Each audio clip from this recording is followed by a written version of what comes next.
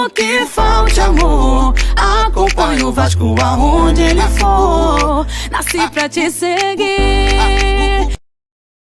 Salve, família vascaína! Sejam bem-vindos aí a mais um vídeo no canal. Eu sou o Thiago, você está no canal Vasco em Família. Se não for inscrito aqui, já dá aquela moral, se inscreve no nosso canal, deixa o like pra gente estar chegando a mais vascaínos e não esquece também de ativar o sininho de notificação para não perder os próximos vídeos e tá sempre por aqui dando aquela moral, deixando a sua opinião, o seu comentário, pra gente estar trocando aquela ideia de vascaíno pra vascaíno. Nesse vídeo, aquele esquema falou de Vasco, eu trago aqui, mais aí da repercussão do Maurício Barbieri como treinador do Vasco, se apresentou na segunda-feira e aí mais um programa da ESPN comentou sobre essa chegada e o que esperar do Maurício Barbieri em 2023, já que ele vem aí de um clube empresa lá no RB Bragantino. Será que dá pra comparar trabalhos, família vascaína? Na minha opinião, claro que não. E aí quero trazer aqui a galera da ESPN para enriquecer mais o nosso debate aqui de vascaíno para vascaíno e falar também aí do mercado da bola, as últimas situações do Vasco aí de jogadores. Cara, dá pra resumir o seguinte, pelo que eu tô vendo aqui, pelas informações e apurações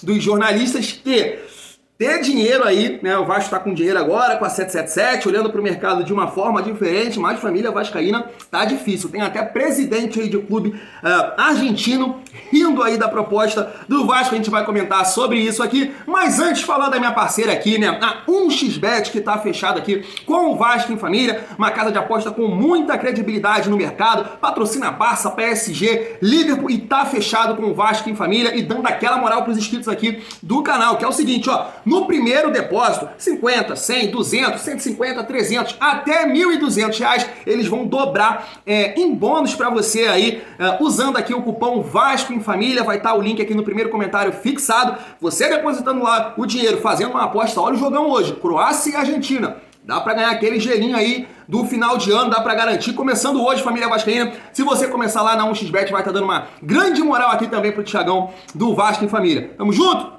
Oportunidade boa, hein? Vamos que vamos falar do nosso Vascão, que é o melhor assunto do mundo, né? A gente tá aí ansioso para ver qual vai ser o Vasco em 2023, o elenco que vai ser montado, mas o comandante já tá decidido aí, né? É o Maurício Barbieri, com suporte ali do Abel Braga, e eu quero trazer aqui mais da repercussão dessa situação aí do Maurício Barbieri, né? Um treinador que eles vão colocar os números aí, e cara, é bom, por isso que eu tô trazendo aqui, porque enriquece o nosso debate, né? Que eu não sabia. O Maurício Barbieri, a gente pode dizer que é um treinador de uma única e excelente, a gente pode dizer assim, temporada. Nos demais clubes, e aí até nessa última temporada no RB Bragantino, ele não foi nada bem. Então, torcer aí para que ele possa ir bem no Vasco, mas vamos ver esse debate aqui. Se liga só. Olha aí, tela para o novo técnico do Vasco, Maurício Barbieri, os trabalhos do treinador desde 2018. Então, no Flamengo, ali, quando ele aparece, né, naquele período de março de 2018, setembro de 2018, que ele assume a posição de interino para técnico do rubro-negro, aproveitamento de quase 58%. No Goiás, então, de dezembro de 18 até abril de 19, 73,3%. No América foi muito curto, 7 jogos apenas, 23,8%. Aí no CSA, também um número baixo, né, de 19 a fevereiro, nossa, só um mês ali, 2 meses, 6 jogos. E aí o Red Bull Bragantino, que foi quando ele ficou bastante tempo, né? Por um tempo foi o treinador há mais tempo no comando de um time, 48,3%, 158 jogos. Esses números, o percentual caiu muito por causa dessa última rodada, dessa última temporada, mas a anterior foi um bom trabalho dele. Eugênio, aí é um bom nome para comandar o Vasco nesse início de reestruturação? Então, eu acho que é um nome que sinaliza o projeto do Vasco. Quando o torcedor imaginava um investimento de peso para se montar um time já no primeiro ano, né, o torcedor sonhava pelo menos com isso, um time para disputar todos os títulos, a chegada de um técnico como o Barbieri, que não é um nome estabelecido dentre os principais técnicos do futebol brasileiro, é um recado, calma que não vai ser assim tão rápido. E como ele falou, é montar as bases para o futuro trabalho. Está começando quase que do zero. Ele vai colocar ali os fundamentos para que, aos poucos, o time vá crescendo. A sinalização é essa. É um técnico que teve o maior trabalho, como a gente acabou de colocar, num clube empresa. Ele só permaneceu tanto tempo no Bragantino porque é um clube empresa, porque não tem a cobrança por resultados imediatos, porque senão ele teria saído antes. É um técnico que, quando chegou em momentos decisivos das temporadas, não conseguiu fazer o time render. Então, ele foi à final da Copa Sul-Americana, perdeu. Esse ano, a campanha dele em Libertadores foi trágica, caindo na primeira fase sem sequer pegar a vaga na Sul-Americana depois. Mas, em alguns momentos, a gente viu o time jogar um futebol que tinha uma ideia de jogo, que tinha uma consistência, mas quase sempre faltou, na hora da decisão, competir. Mas ele era vítima de um elenco mais... É um elenco jovem. É um projeto de um elenco jovem, mas com muito investimento. Tá. Se investiu muito naquele time do Mas não era um time Bragantino. pronto. Não era um time que você poderia falar, esse time tem que ser campeão. Essa é a sinalização, mas ele brigou por títulos. Ele fez uma grande Eu campanha. acho que assim, lembra quando tava o início do processo aí da venda e tal, o dirigente da 777 falou assim, vai ser a última vez que o Vasco vai jogar em desvantagem em relação ao Flamengo. Isso, claro, naquele momento de euforia e empolgação lá. Agora que o trabalho tá realmente começando, a gente vai ver que não é assim, imediato, né? A gente lembra que não era a primeira opção do Vasco, né? O Vasco tentou o Vojvoda, não tentou? E ouviu o não do treinador do Fortaleza, que permaneceu por lá num projeto. Então foi a segunda opção. Realmente a ambição vascaína poderia não ter sido a do Barbieri, né? Falando de opção de treinador. E aí, sim, com o Vojvoda você consegue se aproximar muito mais dessa frase dessa ideia que você acabou de citar, da 777, de tentar ao máximo brigar com o Flamengo ou encurtar, pelo menos, essa distância que aconteceu. Mas acho que o Barbieri, ele acabou sendo vítima até do próprio processo da SAF, que prolonga realmente a permanência do treinador, custe o que custar, e aí chegou no limite ali para demitir ele. Os resultados já eram muito ruins, assim. E eu acho que isso acabou marcando essa reta final dele como treinador, sendo que no ano passado foi muito melhor. Mas eu tô com a Mari, eu acho que tudo também parte de um projeto, empresa Red Bull Bragantino, que é de colocar nomes importantes de jogadores jovens para um futuro, né? Até de revenda, né? De negociação, de lançar. Então, é esse ponto que eu quero chegar. É um novo desafio para o Barbieri. Não é o modelo que ele estava acostumado a trabalhar. Eu não sei se é essa ideia, Bruno, de assim, porque o Red Bull Bragantino me parece ser um clube com uma ideia de jogadores jovens que jogam aqui, e a ideia é fazer... Ele lança, vender. Né? A ideia é lançar. Vender esses jogadores. Eu acho que o Vasco vai atrás do Barbieri, tem um estilo de jogo que você entende, ele ir atrás do Vojvoda depois do Barbieri não é muita coisa muito distante, né? Não é atrás de maçã pra depois querer uma cebola. São coisas que conversam, até né? a idade de ambos, né? Tem ali Conversam, são treinadores novos, são treinadores que, enfim, que tem um estilo ali que você pode entender que são parecidos. Mas o Vasco parece selecionar o Barbieri, Eugênio, muito mais por um cara que vai começar um projeto sem ter a responsabilidade de finalizá-lo. Porque quando você traz um treinador, às vezes, de peso, ele já tem que chegar para entregar um resultado. Você não vai trazer o Ancelotti para a seleção brasileira para ele pensar um início de trabalho. É para chegar e martelar. O Barbieri tem talvez essa característica. Calma, que eu vou organizar. Eu não tenho obrigação de ganhar. Eu não sou o técnico de ganhar. Por isso eu falava, e ele mesmo falou, né? Começar a fundação para se construir a casa. Não ficar mais o sobe e desce, né? Como ele falou. Mas ele tem estofo para construir o chão aqui. Então, essa é a questão. Ele passou pelo Flamengo ali, né? Dentro de um logo perfil início, que não né? tem essa personalidade que vai ser o cara que vai bater na mesa, que vai... Ele é um técnico, no sentido mais estrito da palavra. Ele é um estudioso, é o que observa o futebol, é que vai procurar dar uma filosofia de jogo para a equipe, mas não é o cara que vai bater na mesa, que vai chamar os holofotes para ele, que vai dar declarações polêmicas, porque que vai ser o paizão, momento, não é esse o Luiz cara. Castro, em determinado momento, precisou fazer isso. Né? Sim, um momento de dúvida, de pressão em cima outro perfil, dele. Com outro currículo. Isso, então, também, né? o Luiz Castro. Mas, assim, o Barbieri talvez ele esteja bem próximo do que realmente deve ser o projeto do Vasco. Assim, o Vasco acaba de subir com uma nova forma de trabalho, com uma SAF, mais ou menos o que o Botafogo foi tentando construir ali, que este ano é o ano de permanência de Série A do Botafogo, né, vamos pouquinho, e aí meio do ano muda com a janela de transferências, consegue até brigar por algo a mais no campeonato. O Vasco tem que realmente alinhar as expectativas de um novo trabalho, de uma nova retomada, de um novo projeto, e aí acho que o Barbieri ele se alinha nessa expectativa de buscar algo a longo prazo, não com a permanência dele, mas um início de projeto para uma retomada.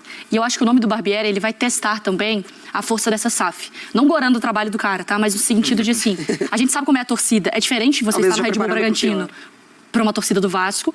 E a gente sabe que, aos olhos da torcida, ele não tem esse peso. Eu não sei se o torcedor tá empolgadíssimo. Não, e assim, e se ele oscilar, a torcida vai cair em cima. Vai. E aí a SAF vai ser testada, Eugênio. Pro torcedor médio, a lembrança que ele traz é o Maurício Souza. É um interino. Um cara que era da base do Flamengo. Ele no Flamengo teve um período de técnico, mas não tão grande quanto o do Zé Ricardo, por exemplo. Mas é alguém que não tem o peso de mercado para responder por um clube do tamanho do Vasco. Mas aí, tentando entender que esse é o momento. Talvez o torcedor estivesse esperando um pé na porta do Vasco, vou montar o maior time, vou trazer o maior técnico e a partir de agora, de imediato, esse time vai dar resultado. Calma. Isso. Vamos começar a construir uma base, o que pode ser muito bom, pensando daqui a 2, 3 anos, que aí você tem um time consistente para disputar todas as competições. Mas não é para o hoje. E eu acho que a forma como o Vasco termina a temporada de Série B, daquela maneira, do jeito que foi, a última lembrança de confronto de torcida ali com o treinador, aquela imagem do torcedor, né, cobrando o Zé Ricardo, e aí depois tudo acontece, é justamente entender que esse salto, quase não acesso, para uma Série A fantástica, ele não existe. Sim. Ele é perigoso. Tá aí, família Vascaína, deixa sua opinião aí, se você concorda com a galera aí da ESPN. Dá pra resumir que é um treinador jovem, né, de uma boa temporada que foi a de 2019, 2021, mas eu concordo plenamente, não dá para comparar esse bom momento que ele viveu lá no RB Bragantino, porque a nossa torcida é gigante, apoia, mas vai cobrar bastante também, família vascaína, mas que o Paulo Brax, junto com a 77 aí, possa entregar um elenco competitivo aí pro Maurício Barbieri. A gente vai falar sobre essa situação agora, porque de oficial mesmo, né, só aí tá perto de anunciar o Pedro Raul, a gente sabe do Júnior Urso também, que vai ser reforço do Vasco, e o Patrick de Lucas. A gente precisa de mais jogadores aí para tornar o Vasco competitivo. E surgiu algumas situações aí de novo, família vascaína. Tem o caso do Kehler, né? O Lucas Colar, setorista lá, jornalista do Sul, falou sobre essa situação, que o Vasco teria feito uma proposta de 3 milhões de dólares, de euros, o Internacional recusou e o Internacional aceitaria vender o jogador por uma proposta de 5 milhões de euros. Eu acho o valor muito alto aí, família vascaína. Inclusive, ele colocou a informação também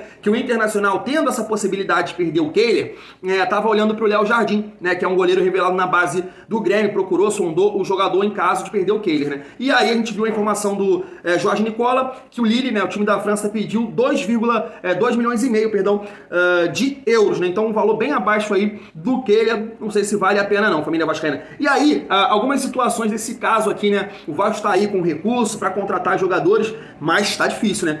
O Mateuzinho, jogador do Sampaio Corrêa, que teve seu nome cogitado no Vasco, acertou com um time da Rússia, vai para lá pro futebol russo. O Guga tá acertando aí com o Fluminense, também foi cogitado aí para lateral direita do Vasco. E o Gilberto pode ser o substituto do Guga no Atlético Mineiro, tá perto de acertar aí também com o clube mineiro, família vascaína. A gente vê também aí a informação do Jorge Nicola sobre o volante Christian, do Atlético Paranaense. O Atlético Paranaense já liberou o jogador para ele escolher aí o clube que ele quer jogar em 2023. E aí tem o Vasco interessado, Cruzeiro, e se eu não me engano, cara, Fluminense, me corrijam aí se eu tiver errado, mas Cruzeiro e Vasco eu sei que tem interesse também nesse jogador. E aí surgiu o nome também do David ontem à noite, né? David, atacante, que nesse momento tá no Internacional, mas fez uma grande campanha, uma grande temporada lá no Fortaleza com o Vojvoda e acabou jogando no Internacional, mas o Internacional não teve tanto espaço, né? Acabou contratando jogadores ali que tomaram a vaga de titular, que foi o caso do Pedro Henrique, também o Wanderson, se eu não me engano, que veio do futebol da Ucrânia, e o David perdeu espaço. O David também é um jogador que está sendo muito cogitado no São Paulo, né? O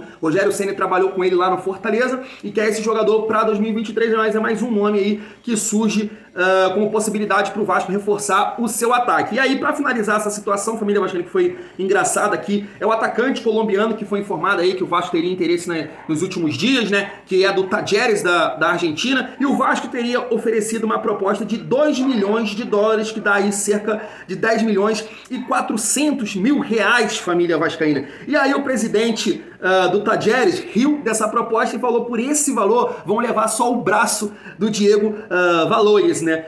Porque o interesse deles na venda desse jogador, atacante colombiano, é de 12 milhões de dólares. 12 milhões, né? É muito superior aí ao valor que o Vasco ofereceu, cerca de 63 milhões de reais aí pelo atacante colombiano, que muita gente, eu tô vendo a repercussão, tá dizendo aí que é um excelente jogador, seria um bom reforço, família vascaína. Mas é isso, o Vasco tá com dinheiro, tá aí com esse processo agora da SAF, né? Uma análise mais profissional, mas tá com dificuldade no mercado. A gente pode entender que é uma dificuldade que o Vasco tá tendo por clubes interessados também, pela concorrência, mas também, como o Maurício Barbieri falou na coletiva ontem, né, que há uma análise agora, o Vasco não vai sair contratando os jogadores, eles vão tentar ser mais assertivo possível, não fazendo o que o Botafogo fez nessa temporada, mas dessa maneira, tendo uma análise e tudo mais, sendo mais criterioso, você pode ter até um alto índice de assertividade, mas também você pode perder algumas oportunidades, porque os outros clubes se movimentam mais rápido que você, acaba pegando aí bons jogadores e o Vasco